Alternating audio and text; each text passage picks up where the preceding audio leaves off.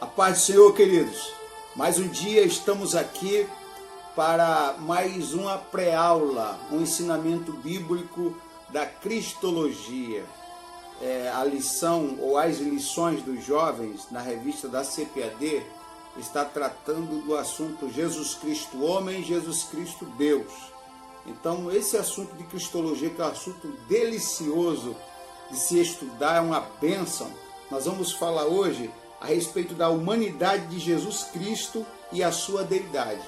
Uma pergunta: o que seria Jesus Cristo e Cristo Jesus? Qual a diferença? Então, antes de adentrarmos esse assunto, eu gostaria de convidar você, que de repente não é inscrito, para se inscrever nesse canal. Do lado, ative os sininhos para ficar por dentro das notificações e receber os novos vídeos. E desse lado aqui, deixe seu joinha, deixe seu like. Faça isso agora, antes de começar a ver esse vídeo, assistir, porque aí você está fortalecendo esse canal, propagando essa mensagem, e o YouTube vai entender que este vídeo está sendo relevante, está sendo importante para você. Ou seja, você está aprovando esse vídeo. E desde já nós te agradecemos. Eu, o teu irmão e conservo em Cristo, Cassiano, estamos aqui para estudar mais esse dia, e o assunto Cristologia, o tema de hoje é a humanidade de Jesus Cristo e a sua deidade, ou seja, a sua identificação divina. O texto que está em Colossenses 2:9 diz assim: porque nele habita corporalmente toda a plenitude da divindade. O texto bíblico que foi sugerido para essa lição é Colossenses capítulo 1, os versículos do 13 ao 20, você vai ver ali, principalmente o versículo 15, que diz assim: o qual é a imagem do Deus invisível. Então, Jesus Cristo é aquele que apareceu como homem, teve as mesmas fraquezas do homem, teve os mesmos desgastes físicos que qualquer homem, em tudo foi tentado, mas em nada cedeu à tentação. E o mesmo também revelou a sua identidade divina, ou seja, Filho de Deus. Então nós vamos ver que esta lição tem alguns objetivos específicos para relatar este tema a respeito de Jesus Cristo homem, Jesus Cristo Deus, sua humanidade, sua deidade. E os objetivos dessa lição é apresentar o aspecto humano da natureza de Jesus. O segundo objetivo, discutir sobre a perspectiva divina da essência de Jesus Cristo. E o terceiro objetivo, demonstrar que o cuidado de Jesus por nós espelha-se no próprio ser do Filho de Deus. Então, trazendo essas lições à luz, nós vemos que Jesus Cristo, ele é conhecido como Jesus Cristo e Cristo Jesus, ou Cristo Jesus e Jesus Cristo. Quando a Bíblia refere-se a Cristo Jesus, isso é um termo que foi menos usado do que Jesus Cristo. Por exemplo, o termo Jesus Cristo, conforme nós aprendemos desde pequenos, independente de qual seja a religião, principalmente católicos romanos sempre trata Cristo Jesus ou Jesus como Jesus Cristo, é o mais comum. Esse termo é utilizado 198 vezes na Bíblia, é o termo mais usual. Mas o apóstolo Paulo, ele traz uma revelação teológica, e a Bíblia mostra aí, através de Paulo principalmente, que os cristãos primitivos utilizavam também o termo Cristo Jesus, não só Jesus Cristo, mas Cristo Jesus. A palavra Cristo Jesus aparece 52 vezes na Bíblia, ou seja, só, obviamente, no Novo Testamento. Só que 49 vezes dessas 52, 49 vezes dessas 52 foi o apóstolo Paulo, referindo-se a Jesus como Cristo Jesus. Cristo é a identificação divina, Jesus é a identificação humana. Então subtende-se o seguinte, que quando se fala em Cristo Jesus, é Deus, homem. E quando se fala Jesus Cristo, é homem, Deus. Então perceba aqui, todas as vezes que Paulo falou na obra de Cristo, ele começa a falar em Cristo Jesus. Por exemplo, Romanos 8:1. Nenhuma condenação há para aqueles que estão em Cristo Jesus, Deus, homem, que não anda segundo a carne, aqueles que o seguem, mas anda segundo o Espírito. Então, Pedro utilizou isso na sua epístola, essas mesmas definições, por 2 vezes. Mas a maioria das vezes quem utilizou foi o apóstolo Paulo. Desde Romanos capítulo 3, versículo 24, até quando Paulo fala a Filemão, lá Filemão é o único capítulo, claro, versículo acho que 23, Paulo estava falando a respeito desse Cristo Jesus, ou seja, Deus que se manifestou como homem. Os evangelhos falam a respeito de Jesus Cristo desde o seu nascimento, usando o termo Jesus Cristo, mas fala poucas vezes. Me parece que 4 vezes os evangelhos falam, por exemplo, Lucas não usa o termo Jesus Cristo. Mas o que prende a minha atenção é um termo utilizado por João no capítulo 17, versículo 3, quando João diz assim: e a vida eterna é esta, que conheçam a ti só, como único Deus verdadeiro, e a Jesus Cristo, ou seja, homem Deus, a quem enviaste.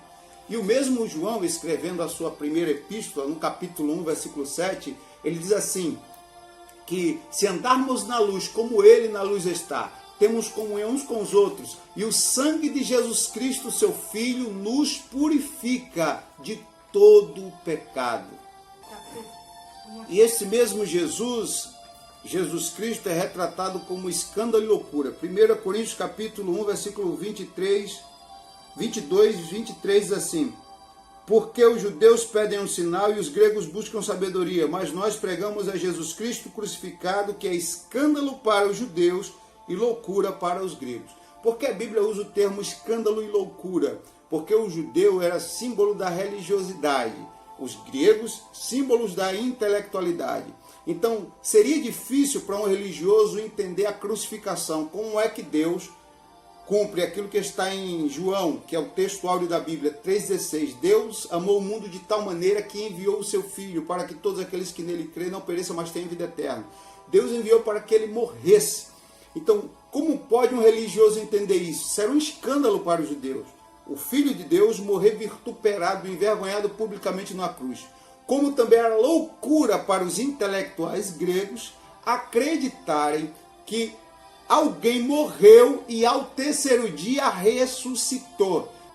Em Atos capítulo 17, a partir do versículo 15, Paulo, quando chega no Areópago, Paulo está falando muito bem, mas quando ele entra no assunto ressurreição, os gregos começam a ignorá-lo. Os intelectuais não aceitam o discurso a respeito da ressurreição. Então Jesus Cristo era escândalo e era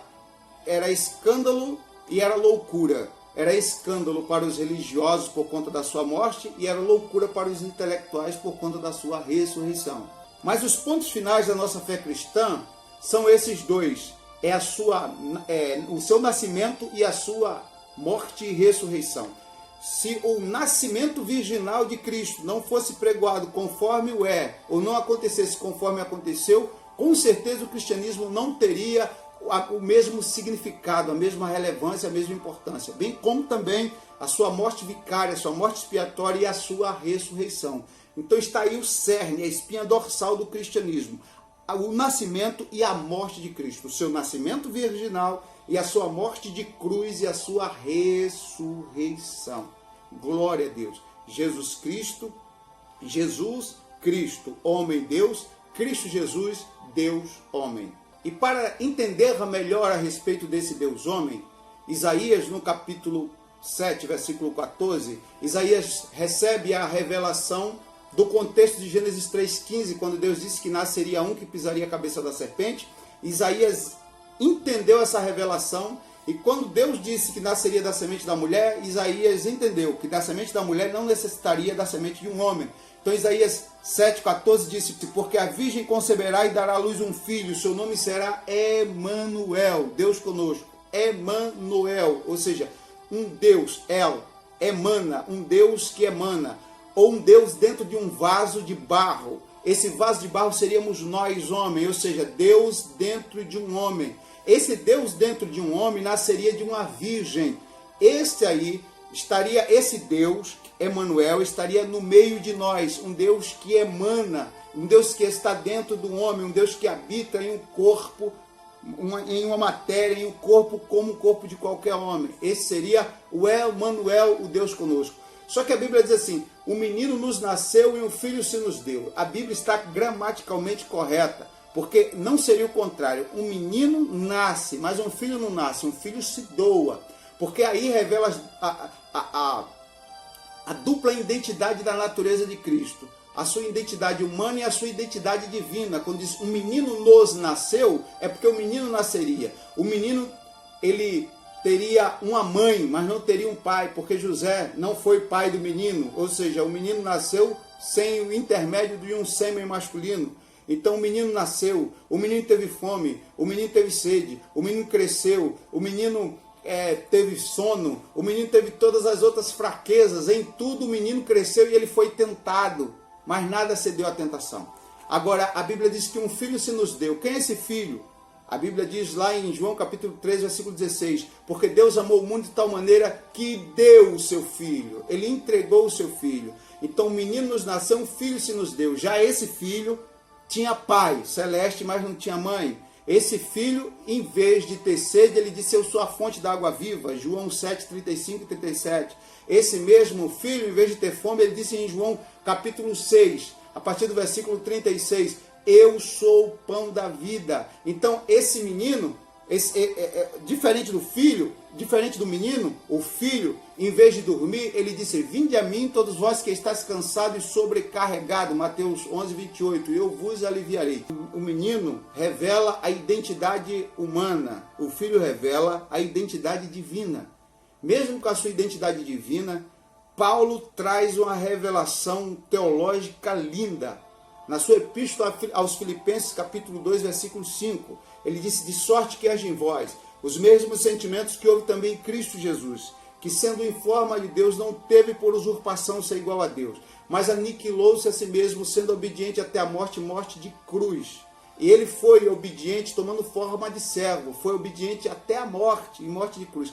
Pelo que Deus o Pai o exaltou soberanamente e lhe deu um nome que está acima de todo nome, para que ao nome de Jesus se dobre todo o joelho dos que estão nos céus, na terra e debaixo da terra, e toda língua, sem exceção, toda língua, de Buda, de Siddhartha Gautama a Maomé, toda língua, confesse que Jesus Cristo é o Senhor, para a glória de Deus. Mas por que um Deus onisciente precisava entender, para entender o ser humano, precisava ser um ser humano? Porque onisciente quer dizer aquele que conhece todas as ciências. Deus é conhecedor de todas as ciências. Mas a grande questão é que você conhecer na teoria é uma coisa, conhecer na prática é outra. Então Jesus, para ser mediador, ele tinha que entender as nossas dores, mas não só entender pela sua onisciência, mas entender pela sua vivência. É o que Paulo fala em toda a epístola de Romanos, isso aí é a justiça de Deus. É Deus permitir que seu filho se fizesse carne, para sentir as dores dos homens, para o mesmo interceder por nós. Por isso que Hebreus capítulo 4, versículo 15, que diz que nós temos um intercessor que em tudo foi tentado, mas em nada, eu quero ler isso, mas em nada cedeu à tentação. Diz-nos assim a palavra de Deus. Porque não temos um sumo sacerdote que não possa compadecer-se das nossas fraquezas, porém um que, como nós, em tudo, em todos os aspectos da vida, Jesus foi tentado, em tudo foi tentado, sem pecado, ou seja, em nenhum desses aspectos ele cedeu à tentação. Então ele conhece a minha fraqueza, conhece a tua fraqueza, porque ele viveu neste corpo de fraqueza, em tudo ele foi tentado. Mas ele sabe que você pode vencer, porque ele também venceu. Em nada ele cedeu à tentação. A palavra mediador, ela aparece 4 vezes na Bíblia, só no Novo Testamento. Quem mais falou em mediador foi o autor aos Hebreus, o autor desconhecido. Ele fala em Hebreus capítulo 8 sobre mediador, capítulo 8, versículo 6, capítulo 9, versículo 15 de Hebreus, capítulo 12, versículo 24 de Hebreus, fala sobre mediador. mas o texto clássico sobre mediador, quem falou foi o apóstolo Paulo, quando ele escreveu ao seu filho na fé Timóteo. 1 Timóteo capítulo 2, versículo 5, Paulo diz assim: porque é um só Deus e um só mediador entre Deus e os homens, Jesus Cristo, homem. Veja só, Jesus Cristo, ou seja, homem, Deus, homem. Jesus Cristo, homem, ou seja, Deus em forma de homem. Então esse é o único mediador entre Deus e os homens. Desde o Antigo Testamento havia uma ideia de mediador. Jó, quando fala no capítulo 16, a partir do versículo 21, ele almejava por um mediador. Capítulo 33, versículo 23, ele traz essa ideia à tona novamente. Também capítulo 17, versículo 3. Então Jó está mostrando ali que gostaria de ter um mediador entre ele e Deus, e não havia no Antigo Testamento esse mediador. Existia essa teoria de um mediador, mas Deus permitiu que seu filho nascesse de homem para ser verdadeiramente o nosso mediador. E através dessa revelação teológica, Deus fez a propiciação pelos nossos pecados. Como isso funciona? Jó almejava um mediador. Deus seria então apenas um mediador teórico se a justiça dele não se completasse em Jesus Cristo, que se fez carne. Mas olha o que aconteceu. Romanos no capítulo 3, a Bíblia mostra a partir do versículo 10 que todos pecaram, que não havia um justo sequer, ninguém fazia o bem. E Paulo agora faz como que alguns exames de raio-x, e ali olha que a língua do homem era a língua de lisonja, seus pés ligeiros para cometer desatinos, sua boca como sepulcro aberto, enfim. E o diagnóstico de tudo aquilo ali estava no versículo 23, que diz assim: e todos pecaram e destituídos estão da glória de Deus. Mas o versículo 24 diz assim: sendo justificados gratuitamente pela sua graça, pela redenção que há em Cristo Jesus, ou seja, em Deus homem, Cristo Jesus, ao qual Deus propôs para propiciação pela fé no seu sangue, para demonstrar a sua justiça pela remissão dos pecados dantes cometidos sob a paciência de Deus. O pecado cometido sob a paciência de Deus, para demonstração da sua justiça neste tempo presente, para que ele seja justo e justificador daquele que tem fé em Jesus Cristo. Para Deus ser justo e justificador, precisava que alguém que padeceu pelos mesmos sofrimentos se interpusesse, ficasse entre Deus e os homens. Por isso que a Bíblia usa a palavra propiciação. Por quê? Porque no Antigo Testamento não havia um mediador, mas havia figuras daquele mediador. Por exemplo, uma das grandes figuras daquele mediador é o propiciatório, é a tampa da arca. Aquela arca que tinha mais ou menos 1,12 m de comprimento e aquela tampa que tinha mais ou menos 60 centímetros de largura. Aquela tampa que era feita de ouro batido era conhecida como tampa ensanguentada. Em cima daquela tampa do propiciatório havia 2 querubins alados que estavam prostrados adorando a Deus. Aquela tampa ali, ela cobriu o que estava dentro da arca. Os elementos sagrados que estavam dentro da arca eram proibidos de ser vistos por conta da tampa. Quem olhava a arca só enxergava a tampa. O sumo sacerdote, quando adentrava no Santo dos Santos, ele aspergia sangue sobre a tampa. Por isso que era chamada de tampa ensanguentada. Então, quando o sumo sacerdote queria ver o que estava dentro, a tampa não permitia. Por isso que Jesus fez propiciação pelos nossos pecados. Os pecados foram cometidos sob a paciência de Deus, debaixo da paciência de Deus. Sabe o que isso quer dizer? Que quando Deus olha o homem, que a fúria, a ira de Deus contra o pecado, ela se acende.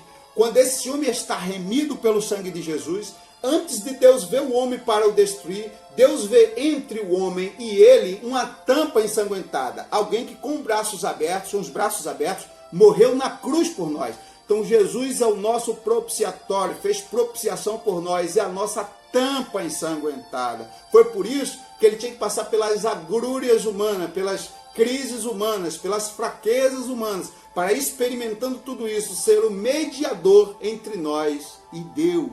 Esse é o verdadeiro sentido da palavra compaixão e misericórdia. A Bíblia mostra, por exemplo, quando se usa a palavra íntima compaixão, esse termo só foi usado por Jesus, ou com Jesus, ou através de Jesus. Por exemplo, esse termo é usado 6 vezes na Bíblia. sendo que dessas 6 vezes, 3 vezes foi Jesus praticando o termo íntima compaixão, e as outras 3 vezes foi Jesus falando parábolas a respeito da mesma, da íntima compaixão. Por exemplo, em Mateus 14:14, a primeira multiplicação de pães e peixes, a Bíblia diz que Jesus se compadeceu de íntima compaixão. No capítulo 20 de Mateus, quando fala dos 2 cegos de Jericó, me parece que a partir do versículo 34, Jesus teve íntima compaixão dele. Quando não, a ressurreição do filho da viúva de Naim, capítulo 7 de Lucas, versículo 13 do capítulo 7 de Lucas, Jesus ali está, a Bíblia diz que ele se enche de íntima compaixão pela situação daquela viúva que tanto chorava. Então, íntima compaixão é se colocar intimamente no lugar da pessoa. Como você pode se colocar no lugar daquela pessoa sem ter conhecimento de vivência do que aquela pessoa está sentindo, sem ter ideia do que aquela pessoa está passando? Então, para que se cumprisse a justiça de Deus, era necessário que Jesus entendesse na pele, na carne, o que os seres humanos estariam passando, suas fraquezas, suas crises, suas dores e tudo mais, todos os sofrimentos. A Bíblia diz que no mundo tereis aflições, porque Jesus teve. Mas ele disse, mas tem de bom ânimo, eu venci o mundo. É por conta dessas verdades soteriológicas que João escreve na sua primeira carta, capítulo 2, versículo 1. Filhinhos, não pequeis, mas se pecar, saiba que tem um advogado nos céus, à destra de Deus, que intercede por nós. Ou seja, esse advogado, Jesus, ele é mediador desse novo concerto.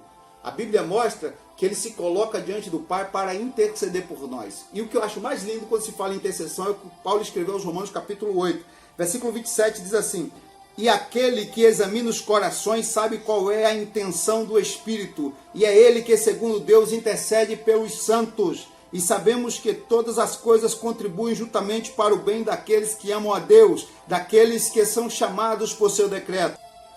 Versículo 34 diz assim: quem nos condenará? Pois é Cristo quem morreu, ou antes, quem ressuscitou dentre os mortos, o qual está à direita de Deus e também intercede por nós.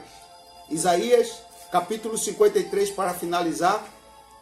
Isaías diz assim, versículo 12: pelo que lhe darei a parte de muitos, e com os poderosos repartirá ele o despojo, porquanto derramou a sua alma, o seu sangue na morte, e foi contado com os transgressores, mas ele levou sobre si o pecado de muitos, e pelos transgressores intercedeu. Ele intercedeu por mim, intercedeu por você, intercedeu por nós.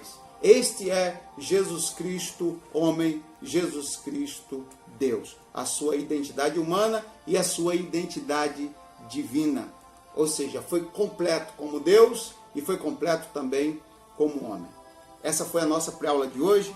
Eu espero que tenha te ajudado em alguma coisa. Deus em Cristo te abençoe. Um forte abraço. Até a próxima, querendo Deus. E antes disso aí, por favor, se inscreva você que não é inscrito. Desse lado, deixe o seu like. Compartilhe essa mensagem nas redes sociais, no Facebook, também nos grupos de WhatsApp. Faça isso. Deus abençoe. Quanto mais você divulgar, essa mensagem será propagada. Fica na paz. Deus abençoe.